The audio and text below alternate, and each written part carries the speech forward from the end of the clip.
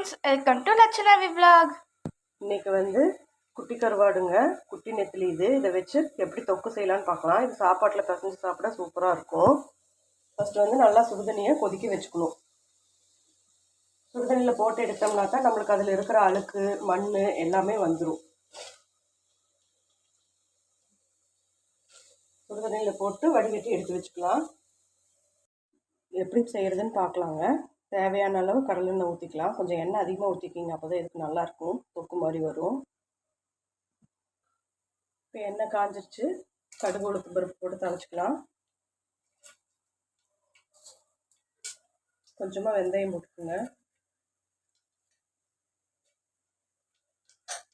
இப்போ கடுகு பொரிஞ்சிருச்சு, சின்ன வெங்காயம் போட்டுக்கலாம். அது சின்ன வெங்காயம் போட்டுக்குங்க, அப்போ தான் நல்லாயிருக்கும்.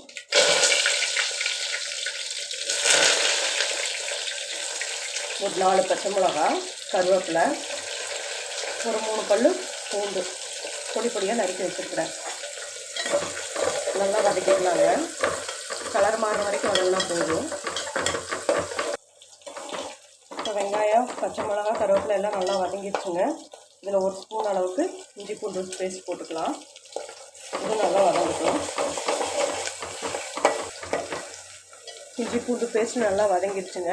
இதில் தக்காளி போட்டுக்கலாம். 3 தக்காளி பெருசாக எடுத்து அறுத்து வச்சுருக்கேன். நான் புளி சேர்த்த மாட்டேன், புளி சேர்த்துனா எங்களுக்கு பிடிக்காது, அதனால் தக்காளி மட்டும் போட்டிருக்கேன். வேணும்னா நீங்கள் கொஞ்சமாக புளி சேர்த்துக்கலாம், தக்காளி கம்மி பண்ணிவிட்டு. இப்போ தக்காளி வந்து நல்லா தொக்கு மாதிரி வதங்கட்டும். அதுக்குள்ளே என்னென்ன போடணும்னு பார்த்துக்கலாம். தேவையான அளவு உப்பு போட்டுக்கலாங்க தக்காளி வதங்குறதுக்கு.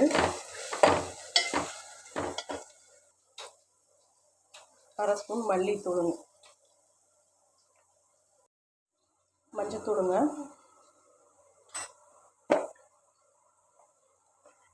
ஒரு ஸ்பூன் மிளகாத்தூள், காரத்துக்கு தேவை மாதிரி போட்டுக்கோங்க.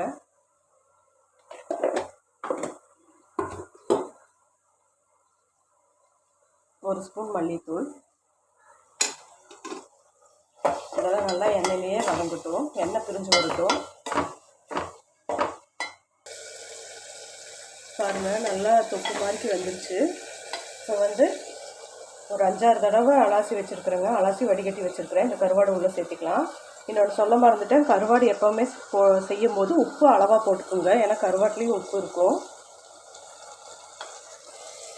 எல்லா கருவாடையும் சேர்த்து சிம்லேயே ஒரு 5 நிமிஷம், ஏன்னா இது சுடுதண்ணியில் போடும் போதே வெந்துடும். ஒரு 5 நிமிஷம் அப்படியே விட்டோம்னா நம்மளுக்கு தொக்கு மாதிரிக்கு கிரேவி மாதிரிக்கு வந்துடுங்க.